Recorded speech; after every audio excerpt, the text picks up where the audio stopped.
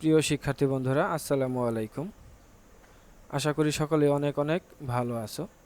তো আজকে তোমাদেরকে দেখিয়ে দিব মাইগ্রেশন অন করলে কি হয়, কেন হয়, মাইগ্রেশন অন করলে লাভ না ক্ষতি, এবং তুমি কেন মাইগ্রেশন অন করবে বা অফ করবে।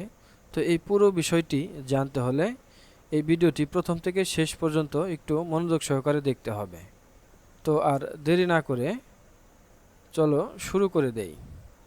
তো আমার সামনে যে বিষয়টি দেখতে পাচ্ছ, এখানে একজন শিক্ষার্থীর চান্স পেয়েছে হলো সিলেট পলিটেকনিক ইনস্টিটিউটে, সিভিল টেকনোলজিতে মর্নিং শিফট ফার্স্ট মেরিট লিস্টে সে চান্স পেয়েছে, এবং তার যে নিশ্চয়ন ফিটি সেটিও কিন্তু দেওয়া হয়েছে। এখানে দেওয়া আছে অ্যাডমিশন অ্যাপ্রুভাল অ্যাপ্রুভড, তার মানে তার বোঝা যাচ্ছে সে তার নিশ্চয়ন ফিটিও দেওয়া হয়েছে, এবং কোটা হচ্ছে জেনারেল কোটায়।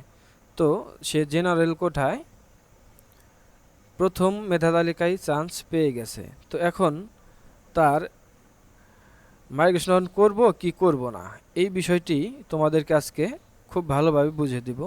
তো এজন্য প্রথমে আমাদেরকে জানতে হবে একটি বিষয়, সেটি হলো এই যে আমরা যে আবেদন করেছিলাম যে বিষয়ে কোন কোন কলেজে, তো সেই বিষয়টি একটু দেখে আসি। এটা দেখার জন্য প্রিন্ট গভ পলিটেকনিক যে অ্যাপ্লিকেশনটা করা হয়েছিল সেই অ্যাপ্লিকেশন ফর্মে আমরা চলে যাব। অ্যাপ্লিকেশন ফর্মে আসার পর এখানে একটা জিনিস লক্ষ্য করো, সে কিন্তু চান্স পেয়েছে সিলেট পলিটেকনিক, তার মানে এই যে 4 নাম্বার যে ইনস্টিটিউটে সিরিয়াল আছে সিলেট পলিটেকনিক সিভিল টেকনোলজিতে, সে 4 নাম্বার চান্স পেয়েছে। এখন সে যদি মাইগ্রেশন অন করে তাহলে কিন্তু সে এই 3, 2, 1 তার মানে ঢাকা, ফরিদপুর, পাবনা এই তিনটির যে কোনো একটিতে পরবর্তী যে ফলাফল প্রকাশ হবে দ্বিতীয় মেধা তালিকায়, তখন কিন্তু এই 1, 2, 3 তার মানে ঢাকা, ফরিদপুর, পাবনা এই তিনটা যে কোনো একটা আসার সম্ভাবনা খুব বেশি। আর এমন যদি হতো সে ঢাকা পলিটেকনিক ফার্স্ট মেরিট লিস্টেই যদি সে চান্স পেয়ে যেত, তার মানে 1 নাম্বার ফার্স্ট চয়েসে, তাহলে কিন্তু তার মাইগ্রেশন অন করে কোনো লাভ নাই। কারণ একজন মানুষ যে প্রথম চয়েস দেয়, সে প্রথম চয়েসে চান্স পেলে তার আর মাইগ্রেশন অন করলে লাভও নাই, ক্ষতিও নাই। যদি দেখা গেল এমন যার হয়েছে, যার প্রথম চয়েস ঢাকা পলিটেকনিক, তুমি পেয়ে গেছো মনে করো পাবনা কি সিলেট 2, 3, 4 এরকম, একে পাওনি, তার মানে একের নিচে হয়েছে 2, 3, 4, 5, 6, 7, তাদের কিন্তু মাইগ্রেশন অন করলে যে উপরের যে কলেজগুলো থাকবে সেই কলেজে কিন্তু চান্স পাওয়ার সুযোগটা হয়ে যেতে পারে। শুধুমাত্র তারাই মাইগ্রেশন অন করবেন যাদের প্রথম যে চয়েস ছিল ফার্স্ট চয়েস, সেই চয়েসে যারা চান্স পাও নাই, দ্বিতীয়, তৃতীয়, চতুর্থ, পঞ্চম নিচেরগুলোতে হয়েছে, তারা মাইগ্রেশন অন করলে উপরে থাকা যে অপশনগুলো আছে, যেমন এর হয়েছে সিলেটে 4 নাম্বারে, উপরে যে বাকি তিনটা আছে 3, 2, 1, এ যদি মাইগ্রেশন অন করে তাহলে কিন্তু এই 1, 2, 3 ঢাকা, ফরিদপুর, পাবনা এই পলিটেকনিকগুলোতে কিন্তু চান্স হওয়ার সম্ভাবনা থেকে যায়। এজন্য এ মাইগ্রেশন অন করতে চাচ্ছে। প্রিয় শিক্ষার্থী বন্ধুরা, তোমাদেরকে কি বোঝাতে পেরেছি?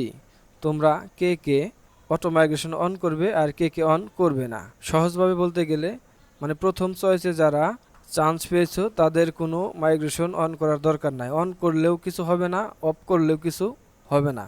যারা একে পাওনি 2, 3, 4, 5 মানে নিচের গুলোতে পেয়েছো, শুধুমাত্র তারাই মাইগ্রেশন অন করবে। তোমার প্রথম পছন্দ, দ্বিতীয়, তৃতীয় যে তালিকা রয়েছে, দেখো তার চেয়েও তুমি অনেক নিচে পেয়েছো, এজন্য কিন্তু তুমি অটো মাইগ্রেশনটি অন করলে তুমি কিন্তু প্রথম দিকে চান্স পাওয়ার সম্ভাবনা থেকে যায়। এজন্য তুমি অটো মাইগ্রেশনটি করতে পারো। আর যদি এমন হয় যে তুমি যে কলেজে চান্স পেয়েছো আমি এই কলেজেই পড়তে চাই, তাহলে কিন্তু তোমার আর কোনো মাইগ্রেশন অন করার দরকার নাই। তো আরেকটি বিষয়, সেটি হলো তুমি মাইগ্রেশন অন করো আর না করো, এটি কিন্তু ডিফল্টভাবে ইয়েস করাই থাকে। আমি তোমাদেরকে দেখাচ্ছি। এই যে অপশনটি আছে অটো মাইগ্রেশন স্ট্যাটাস আপডেট, এই অপশনটিতে ক্লিক করলাম। তো ক্লিক করার পর এখানে একটি নোটিশ বোর্ড দেয়া আছে, এখানে কি লেখা আছে গুরুত্ব দিয়ে দেখি। Auto migration cannot be on again once it is turned off. এর মানে বোঝানো হয়েছে একবার অটো মাইগ্রেশন বন্ধ করলে পুনরায় চালু করা যাবে না। এর মানে হলো তুমি যদি অটো মাইগ্রেশন অফ বা অন করো, খুব ভেবে চিন্তে কিন্তু অন অফ করতে হবে। তার কারণ এখানে দেখো ডিফল্টভাবে ইয়েস দেয়াই আছে, এই যে অটো মাইগ্রেশন স্ট্যাটাস ইয়েস। মানে ডিফল্টভাবে সবারই এরকম ইয়েস দেওয়া রয়েছে। এখন তুমি যদি অফ করো, অফ করার পর যদি মনে করো যে আমার এটি অন করার প্রয়োজন হবে, তাহলে কিন্তু তুমি সেটা আর পারবে না। এজন্য তোমাকে খুব ভেবে চিন্তে এই অটো মাইগ্রেশন স্ট্যাটাস এই বিষয়টি অন অফ করতে হবে। ঠিক আছে, আমি যে শিক্ষার্থীর বিষয়টা নিয়ে কথা বলছি, সে কিন্তু তার প্রথম চয়েস ছিল ঢাকা পলিটেকনিক, কিন্তু সে কিন্তু প্রথম চয়েসে চান্স পায়নি।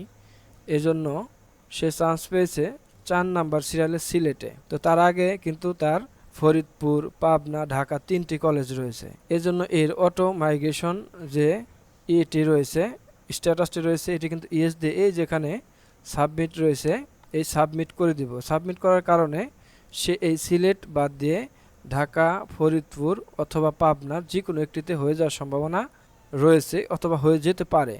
এজন্য তাকে দিলাম। এখন আমি তার অটো মাইগ্রেশন অপশনটি সাবমিট করে দেব।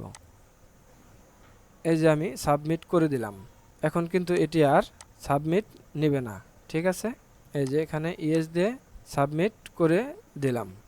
তো প্রিয় শিক্ষার্থী বন্ধুরা, আশা করি আমি তোমাদেরকে বোঝাতে পেরেছি তোমরা কেন অটো মাইগ্রেশন অন করবে অথবা অফ করবে না।